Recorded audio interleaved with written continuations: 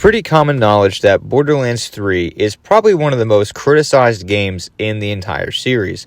And for good reason. There are legitimate criticisms of Borderlands 3 regarding its story and characters, and gameplay-wise, it's never been disputed that it's actually a really solid entry.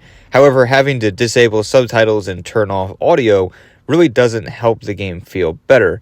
However, I've always had a soft spot for the game, especially because the timing it came out.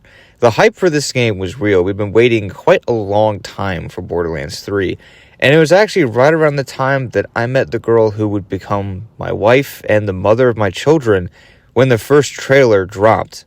And she found out very quickly how hype I could get for a video game. And I'm very lucky that it didn't turn her off. And she continued to stay with me up until I proposed, married, and even had children with her. Borderlands 3 always has a special place in my heart because it was kind of the first present my wife was planning to get me. Another game she got me was Jedi Fallen Order. But Borderlands 3 she knew was a big deal. So she always kept track of when it would come out. And always made sure that I was saving enough to pay for it, because at that time, we were still both working and still trying to figure out life. But she knew that I was hyped for the game, and I got it on the PlayStation 4, and it had quite some issues and had some weird input delay problems and graphical glitches on the PlayStation 4 version. And it really wasn't until recently when I finally got a PS5 that I could enjoy the game at its full potential.